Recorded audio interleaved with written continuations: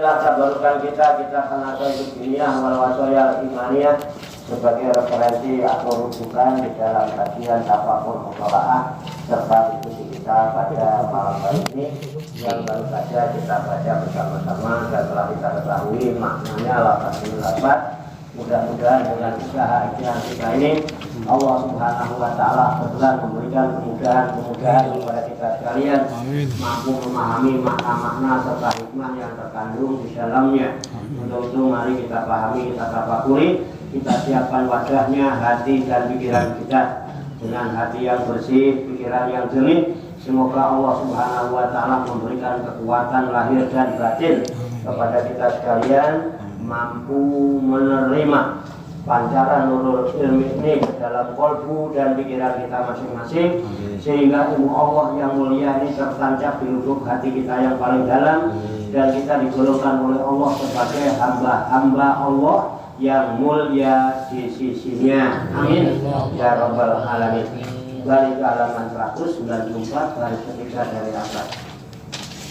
Qala musannifu hadzal kitab rahimahullah wa radhiyallahu bismillahirrahmanirrahim. Bismillahirrahmanirrahim. Wa qad yaksuru bi kasabil ghaflati wal indibahi. Dan kadang-kadang banyak menurut lalai dan nyarinya hati. Ini masih membahas tentang sholat yang khusyuk. Kadang-kadang kebanyakan orang itu lalai daripada khusyuknya. Khusyuk sama lalainya banyakan mana? Lalai. Banyak ngoplahnya. Kenapa?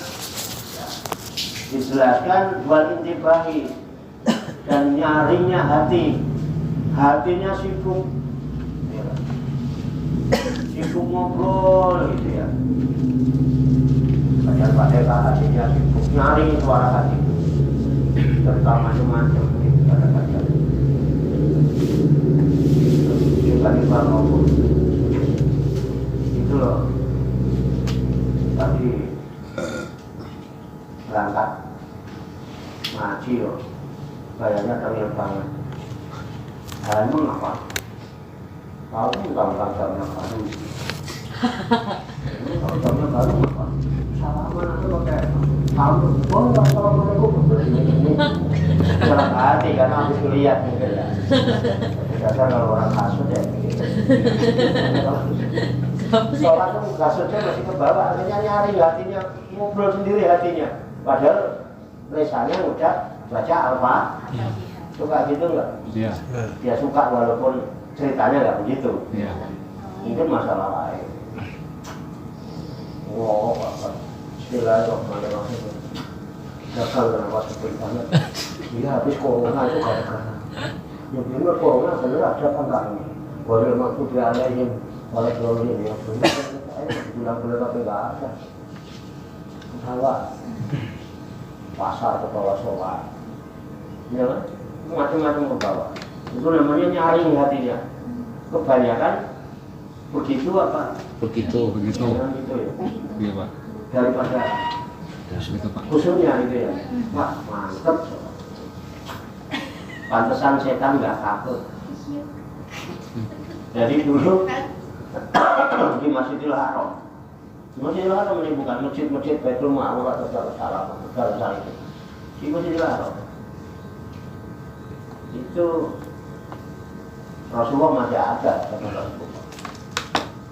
Ini ada orang lagi sholat jamaah. Di pojok itu ada orang tidur. Habis sholat, Rasulullah depan pintu, ada setan mundar-mandir. Jawab itu. Nah, kalau Rasul diperlihatkan oleh Allah setan itu, karena memang jiwanya bersih. Ditegur setan, ngapa mak? Setan lu nggak pernah beli ronron, apa mak? Kemudian nggak, memang nggak demen ya. Dari tadi lu lihatin nabinya agak gaul dikit kan. Dari tadi lu lihatin mundar-mandir mengapa? Habis mau ngapain lagi mah? Saya dari dulu sejak diciptakannya Adam Tugas saya kan menggodain orang-orang yang ada di dunia ini, termasuk orang-orang yang sholat. Termasuk orang-orang yang sholat. Jadi di masjid itu jangan dianggap nggak ada setan. Ada, di Masjidil Haram ada setan. Nabi melihat. Ya sama menggodain orang-orang yang sholat itu. Nah, rupanya setan ini mau masuk ke sela-sela orang sholat nggak bisa, jadi mundar-mandir mau masuk ke sela-sela orang sholat ini. Karena waktu itu Nabi kalau sholat kan perintahnya sawu subuh paku. Baiklah tasbih atas subuh bikin tamami sholat. Rapatkan dan luruskan barisan. Karena sesungguhnya merapatkan dan luruskan barisan bagian dari kesempurnaan sholat. Jadi kalau ini rapat, setan nggak bisa masuk, tapi kalau ini enggak, setan masuk. Ini bagusnya sholat berjamaah itu rapat bukan enggak? Rapat. Kok enggak? Makin sholat, makin kesetanan. Karena setan ikut sholat. Ini kayaknya cerita zaman Nabi Rasulullah masih hidup. Ya kita kan tahu agama dari sejarah. Iya Pak. Dari sirah nabawiyah perjalanan Rasul. Jadi kita mengenal Rasul itu kan karena apa? Mempelajari perjalanan Rasul, ucapan Rasul, ya kan, perbuatan Rasul. Itu semua ada hikmah. Utama itu kan. Jadi kok. Nah terus gimana? Tadinya saya menggodain orang sholat itu kan nggak ada celah. Mau masuk nggak bisa masuk. Terus, nah kok nggak jadi apa? Saya takut juga sama orang yang lagi tidur. Jadi waktu dulu ada yang lagi sholat jamaah, dia lagi tidur itu biasa zaman Nabi gitu. Iya Pak. Hah? Iya. Ya kalau kayak kita kan guyur aja. Tapi enggak. Nabi itu enggak se apa ya?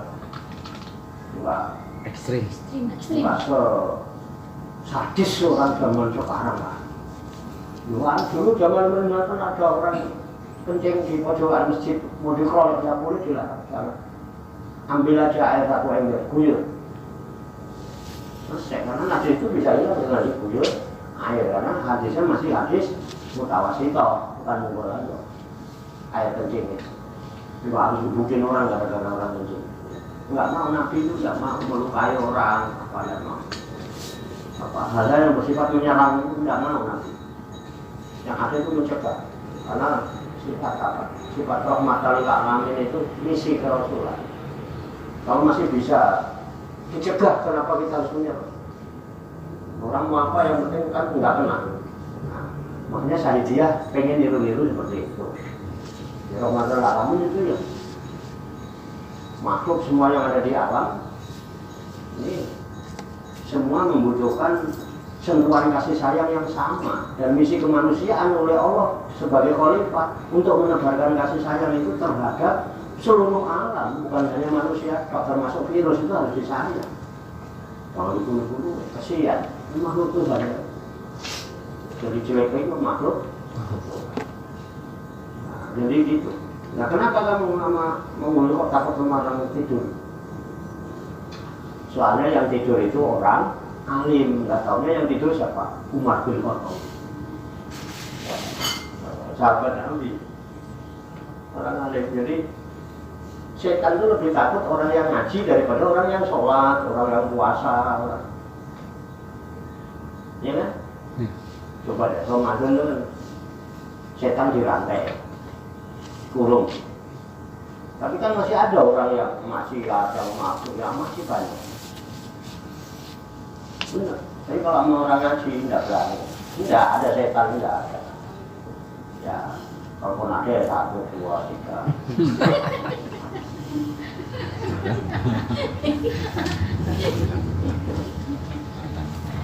Setan itu. Kalau kemudian orang ngaji ini, setannya mau pilihan, strateginya bagus. Dia nggak mudah terang-terangan juga. Ya, paling-paling ya. Nanti sih pantatnya itu tusuk-tusuk ini, kemudian itu dia orang ngaji itu besar, terus balik. Semutan Pak. Ini suka penyakit. Semutan ada tua sama asam. Nah itu yang bikin semut protes.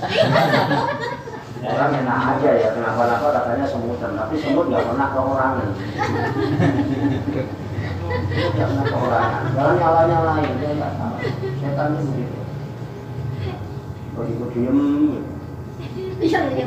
pasti sama setan.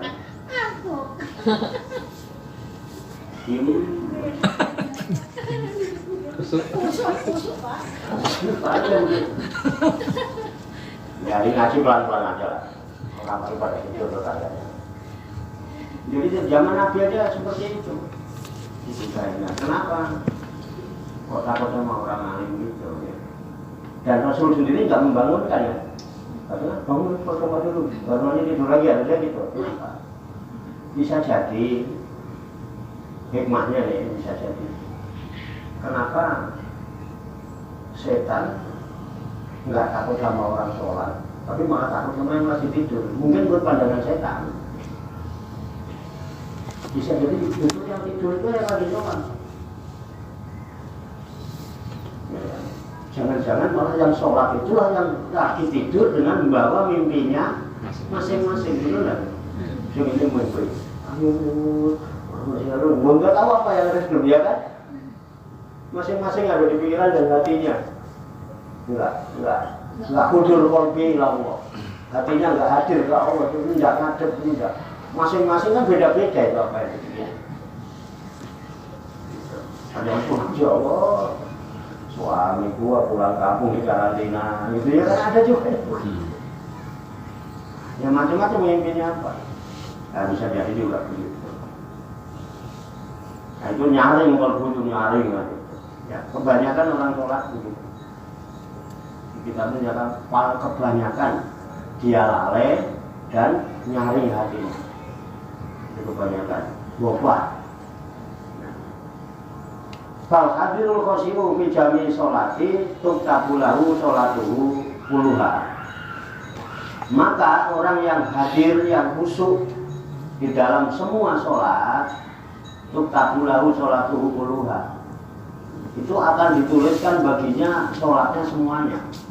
Orang yang panjang sholatnya dari mulai takbiratul ihram sampai salam, karena sholat itu adalah ucapan dan perbuatan disertai syarat dan rukun tertentu, dimulai dari takbiratul ihram, diakhiri dengan salam.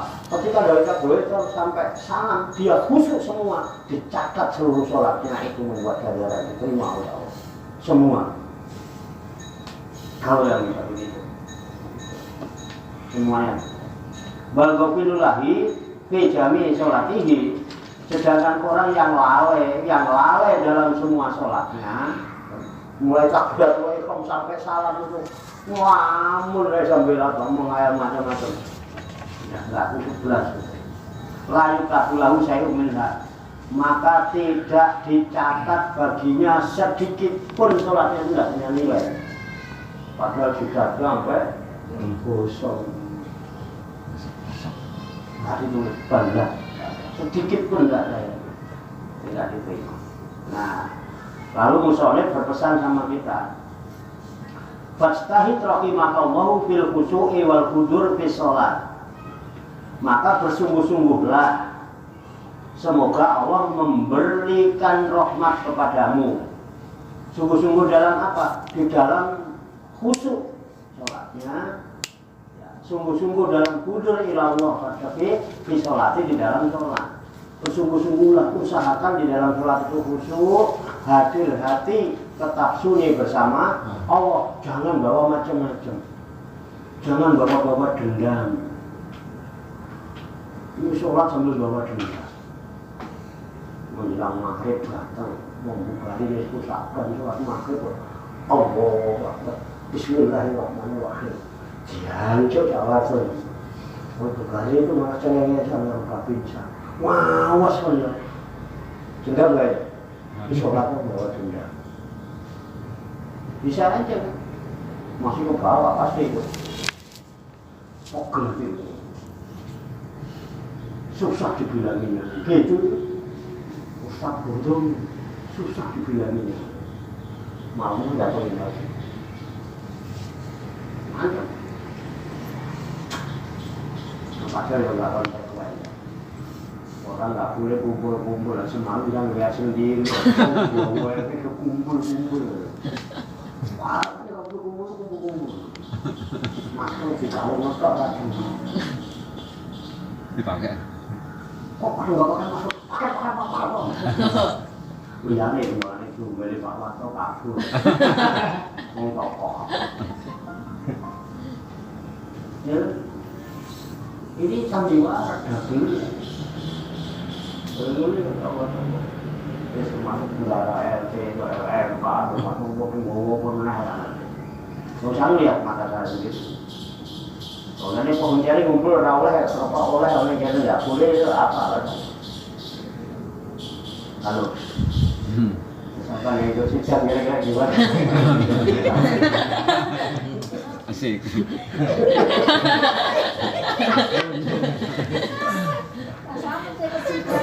Orang nalar belas ini. Ini ngomong-ngomong dengan nggak naik ngaji kali lah ya, lebih manfaat. Nah, itu begitu. Sungguh-sungguh khusyuk, sungguh-sungguh hudur Allah di dalam sholat. Plus ini yang perlu diperhatikan.